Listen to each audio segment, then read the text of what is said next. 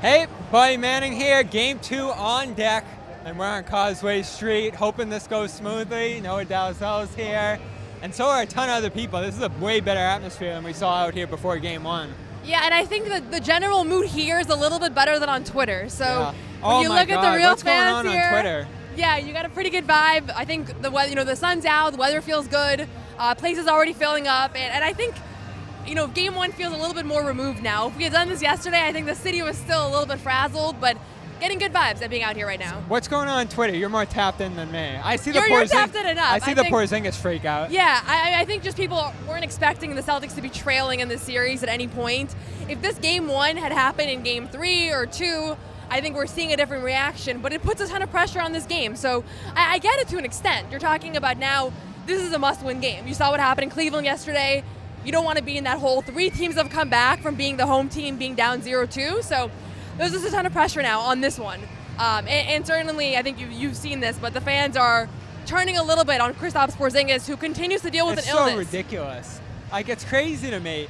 He was beloved 2 weeks ago? No, 3 days ago. 3 days ago. And now everyone's like, all right, get him out of here. He's never done anything. I said to you earlier, I think they're going to do him like they did Smart and Grant. Like, he was never good, blah, blah, blah.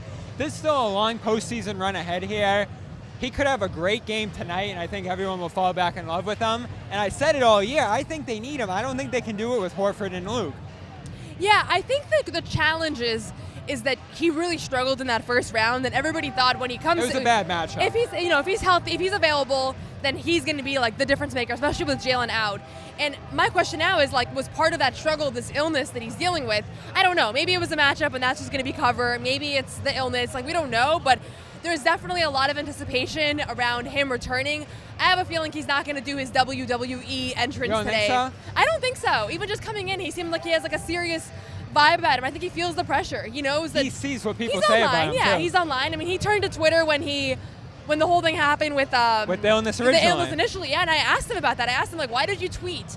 And he was like, I see people saying, like, he's sick, he has a cough, he doesn't, he can't play. So I think he wants everybody to know he's tough. And his thing at that time was, I see people wondering, oh, illness out, illness out, illness out.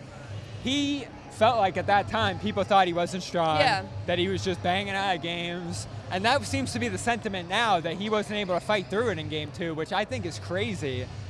He played through the leg thing in the finals. Like, that should be the biggest example, more than any else, that this guy's willing to play through pain. And he said it a million times, like, he's willing to die out there. He's gonna play through stuff he maybe didn't during the regular season, during the playoffs. So that tells me this is pretty significant. And I think, for him to have left in the middle of that game is indicative that he had nothing left. And the fact that Joe also told us that. Joe does not like to, as everybody knows, he does not like to share a ton about injuries and illnesses. And he disclosed at practice this week that this has been something he's been dealing with for weeks now. So that's the big question I think I have at every Knicks podcast that I've done over the last few days. They're wondering which version of Porzingis they're going to get here. Is it going to be the guy that can go off for 30 as he did in Madison Square Garden, or is it going to be the far more inferior and limited version of himself? So let's talk about the Knicks fans, because I don't see a ton of them right now. I hope we get one of them on, because these fans, I mean, unbelievable, the lack of belief they had going into the series. Like, oh, the guy I talked to out here the other day, oh, maybe we'll win one game. I know. If we're lucky, we'll compete. Like, that's not Knicks fans. I want to hear some more confidence from them. Even my friend, I was talking to him today. Oh, yeah, we'll see how it goes. No, I think the confidence is there now. I don't know what spaces you've been in. I don't see it yet. I did a pregame show on a Knicks fan channel, and there was like hundreds of comments being like, this girl's so cocky. And I was actually giving a lot of respect to the Knicks, but I think that they all feel like, okay, this blueprint of Game 1, everybody's saying it's the Celtics missed shots. That's the big discussion right now, right? Is the Celtics got cold and it was what they did to themselves. And I think Knicks fans feel like the Knicks need a lot more credit. There's some Knicks fans. I see a couple. Yeah, should we see if they're feeling confident? Yeah, if some come by. An OG Anunoby jersey, who, again, X factor in Game 1. I don't think anybody saw him being the leading scorer in this game, but 29 points for him on high efficiency. He was really the difference maker. Patrick Ewing's here. There were definitely fans getting going in the crowd during that game. Once things started picking up, Jalen Brunson started hitting shots. So there was some increase in belief there. I'm starting to see more flowing in now. There's all the blue. You could hear the Deuce chants. I think there was a contingency of Knicks fans. Hey, Knicks fans. Should we get a prediction Knicks fans. We need some Knicks fans over here. How you guys feeling? Yeah, let's get your take. Is there we were out here the other day. There's just no confidence from Knicks fans going into the series. You guys got a game. Are you feeling better about things now? You bet. You bet I'm feeling better about it. Listen, if Cat turns up and plays like I know how he knows how to play, we're going to be just fine. Listen, Jalen Brunson's going to execute when he needs to execute. Mikal Bridges is going to turn up. OG's going to play like he knows how to play. Josh Hart's going to give us as many minutes as necessary. And if Cat decides to play, we're going to be just fine. Now, I understand the Celtics have a very good basketball team.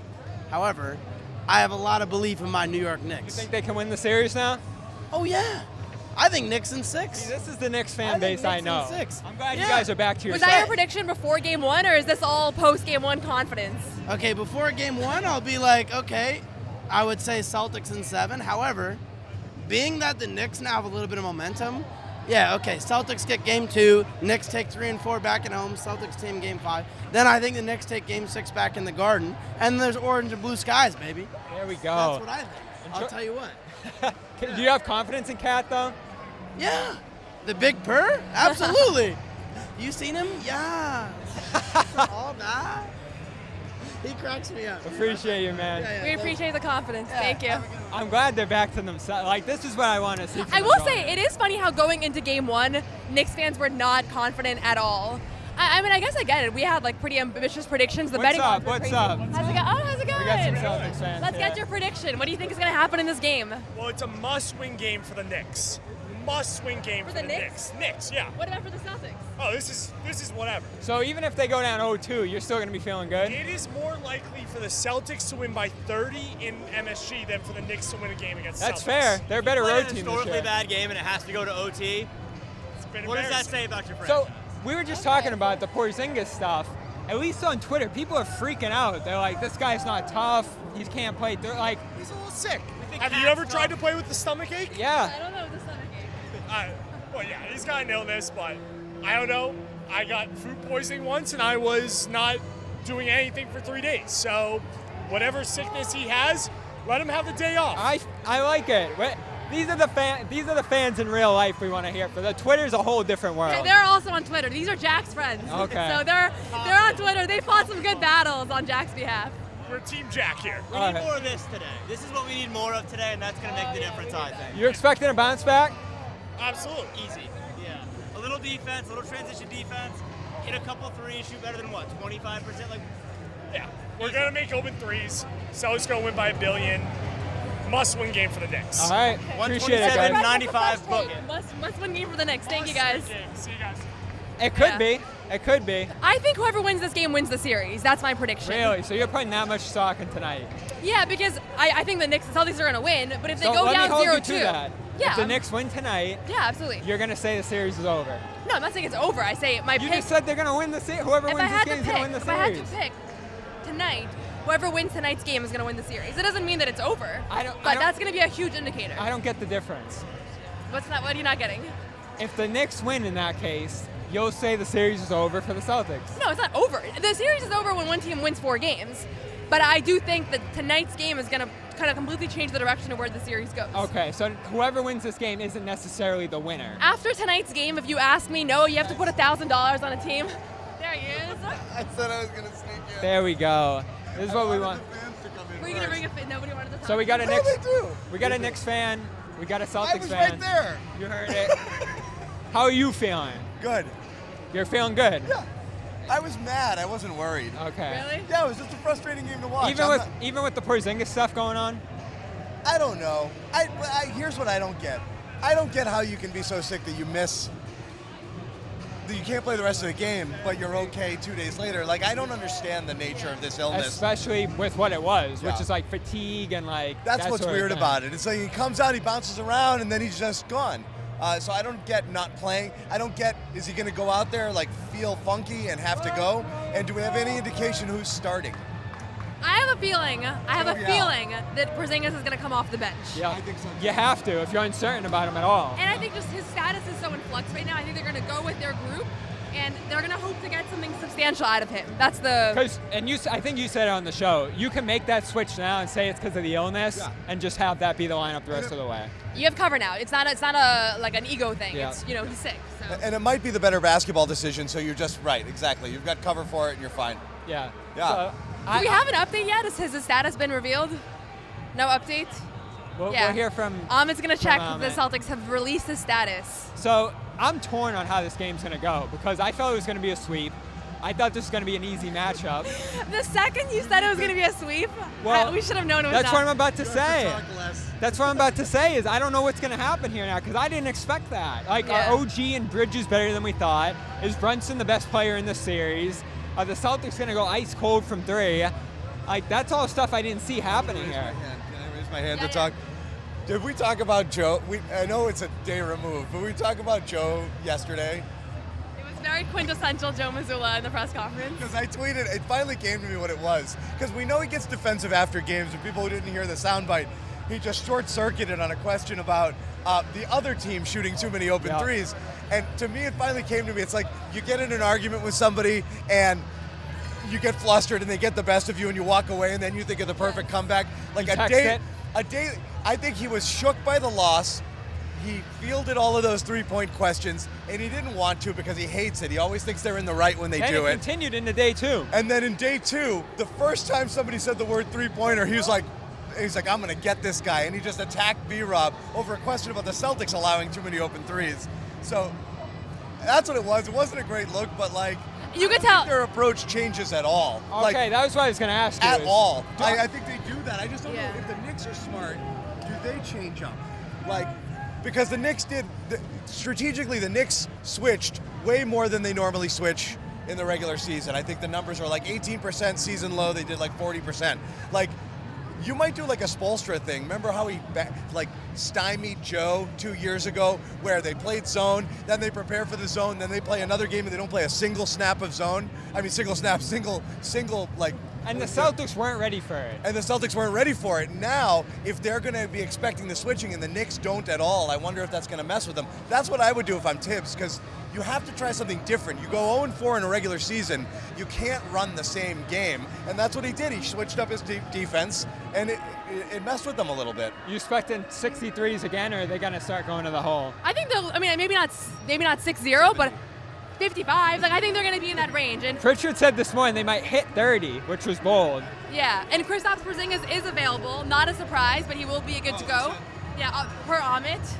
How did you do that? There's no phone. No, I'm locked in. Twitter's like in her brain at this point. I got notifications right here, yeah.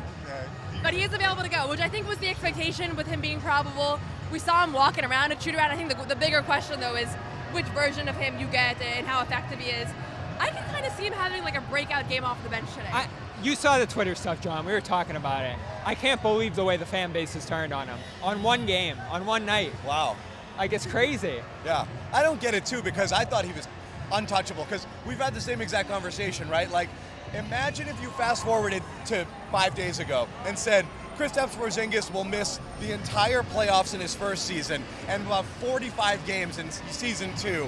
And everyone would be like, that's fine, I still love him. And they did up until now, but I think it had it built up to round 1. Illness is different than injury because it's like, come on, man, suck it up type of vibe, right or wrong. And I think people reach their breaking point. Like, if a guy's got some horrific injury that nobody's ever had in the history of mankind and he can't play, different story. That's bad luck, I guess. But soft tissue injuries, sickness, things like that, people are like, dude, come on. And I think that's what happened here with this. They got flustered, they got annoyed. And your blood is up, it's the playoffs, like there's no margin for error here. And that might have cost them game 1 and people are mad. See, I kind of think it should be the opposite though, because like a toe sprain, you can play through stuff. But an illness, you have no idea what it is. Toe sprain. Toe sprain. Big toe sprain. But you have no idea what he has. Like, every time I see something nasty about Porzingis being out with illness, I think to myself, imagine if he has something really serious and everybody's sitting here being like, he's off for not playing through it. Like, we don't know, and right? he looks fine. That's the thing, is like, yeah. he's laughing, he's bleeding, he's walking out on the court, he's hopping around, he's doing all these things. So that was the craziest thing ever. Is the other day, Joe says, oh, he's been dealing with this since he went out. We didn't have any idea of that. And it didn't look like it. And I honestly think he just said that because that thing had just happened, so he was a little bit more vulnerable at the podium, and his guard went down a little bit because he had just had that interaction, and then he reveals that. So, we'll see. We'll see what happens here. I have a question. Yes. I need that. Please. Do you think you think Joe goes home and watches not only tape of the game but tapes of his press conference after? So because I bet you he watched that back and was like, God, I should have said something different. Not only does he do that, He watches everybody we were just in the else's. pregame press conference and they got a damn coach in there scouting the presser. Yeah. That's such a Joe thing. Wait, is it Phil? Yeah. I think that's more Phil's like training. Okay. Yeah. Yeah. Sure.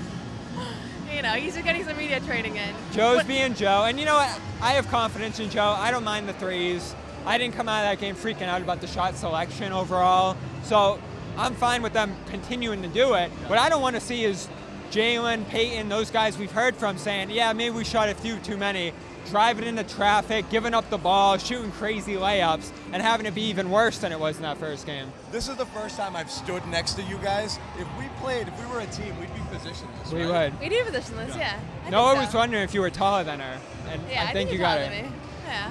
So So my last thing on the Porzingis thing, I'm not really rattled by the fans turning on him because I've seen more animosity towards Joe over the last 24 Joe hours. too? No, but everybody loves These Joe. fans are Everybody's something like, else. Joe, my coach, Sort of. they loved him all since the championship. That's the thing. I say They this don't all like the the time. threes, though. For the years I covered, the Patriots and all these other things, or anybody, like, you love it when it works, and it really is tiresome when it doesn't. So that's when people want things like the accountability or him to talk straight. When they see him fumbling, like I said it on the pregame, I said it on the postgame show to start the show. Right before Missoula spoke, I go, he may think so, but You if got he up goes and out left the there show. and he says good looks, it's gonna be bad. Don't say that. Just say we'll look at it. We probably settled. But he can't help himself, and people don't want to hear that because whether he's right or not, the fan base, with their own untrained eye, as he likes to say, sees it and is like, I don't like that. And so, again, right or wrong, the response, it's tone deaf. It doesn't take the right temperature. And so people get frustrated with that, and they start questioning, does he even know what he's doing? Like, why doesn't he coach him? And Noah said it on the show too. It's low-hanging fruit.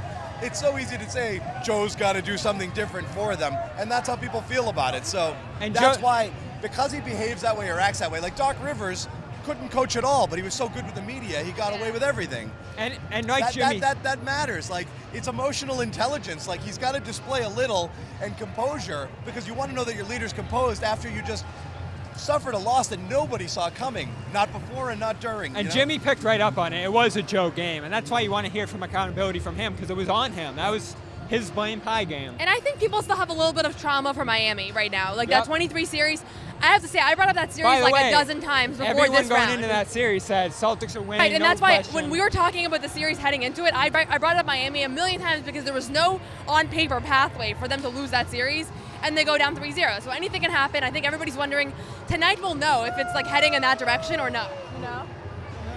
How you feeling? Feeling great. Hey, game 2 tonight. Going to send New York home packing tonight. They won their one game. We're coming home tonight with a win. So your confidence has not wavered. No, not at all. We gave them the one game because we felt bad about them. It's been a long, yes. 52 years without a championship. We'll give them a win. All right, man. Appreciate it. So we'll keep hanging out for a little bit, see what people come through here. Again, Porzingis is good to go. We got 7 o'clock tip-off here. I'm torn. I really don't know how this is going to go. I'm wondering if it's going to be a nervous crowd or a crazy crowd, jacked up. It's looking a little jacked up. It's feeling confident, as we've seen from the fans we talked to here. So I'm leaning win, but I don't feel great about it. You have to feel great about it because you still have Celtics in 5, right? Again, I said sweep, and look at what happened. I know. So I feel pretty good about this anything? one. I feel pretty good about this one, but the stakes are as high as you could possibly have this early on. Like, I really do think whoever wins this game is going to win the I can't believe series. what you said, yeah. So, again, we're going to go on post-game tonight, and if it's 2-0, you think the Knicks You're are going to see win a the different series. tune for me. There's going to be a level of panic. There's going to be a little bit of blaming. All of that, so. Oh, here's our green guy. Hey, Let's get. we've been looking for We you. want your take. We want your take. No, this is live. This is live. Okay. So what's your take on tonight? I do not see the New York Knicks winning tonight. Absolutely not. This is a must-win game for the Boston Celtics. I give Boston a 90% chance tonight. I want to ask you about KP, too, because that's your guy. He's been getting a lot of crap. We defended him. I don't understand it. This guy was beloved 2 days ago, and now he's getting all this crap. He walked in. First and foremost, Don't get advice from people on Twitter. People on Twitter. You've been telling me that. We don't listen to people on Twitter. KP will bleed for this city. He will play when he's injured for this city. He will do whatever he has to do. That's all we need to know. Other than that, I'm not violating no HIPAA bullshit. I didn't ask you what's wrong. He's playing tonight, and I guarantee he's going to play amazing tonight, I believe. Hot take, whatever, cold take, whatever. This is a very trusted source. It is. I don't know if you guys know, but he had Drew Holiday coming back for game 1 before anybody else did. How come no beat reporters trust my sources? I never said I didn't. Maybe you guys can. This guy was on the parade boat with KP. I think, yeah, he knows what's going on. I have been doing what I do for like 15 years, so obviously I've gotten close with a couple people that trust me, and I try not to use anything bad, though. All I'll ask you is this. You feel good about him playing well tonight? I really think he's going to have an amazing game, and if he doesn't, you could crucify me, but at the same time, at least I didn't pick the Celtics in 4 like somebody. Oh! Yeah, that was a spell on the franchise. It was a spell. It doesn't matter. When you do what you guys do, people come for your neck all the time, but Celtics Nation respects both of these people right here, and we love CLNS, and we love what you guys do for us. Appreciate you, man. Great to see you. Yeah. Have a good night, guys. Thank you. You guys heading in soon? Yes, sir. We'll wrap it up there. That feels like a good spot to wrap it up with an insider, you know? Right. So, high level of confidence that Kristaps Porzingis is going to play well in this game. We got you post game. Show some love to Prize Picks. Go over there. Use CLNS. Go to Game Time if you want tickets to this game or the New York ones. Use CLNS over there. Support our coverage. We'll be in New York. I'm going down tomorrow, hopefully for a 1-1 series. If it's not, you know where to panic after the game. CLNS Media, Celtics All Access. For Noah Delzell, I'm Bobby Manning. For John Zanis, who's here on the scene, and Amit producing behind the scenes. We're going to be doing this a lot, so come look for us. If you didn't know we were out here today, we'll be doing it again. Shout out to John. And that's where we'll wrap it. We'll see you. Good luck to Celtics tonight. And if not, we're all going to be very scared. Yeah.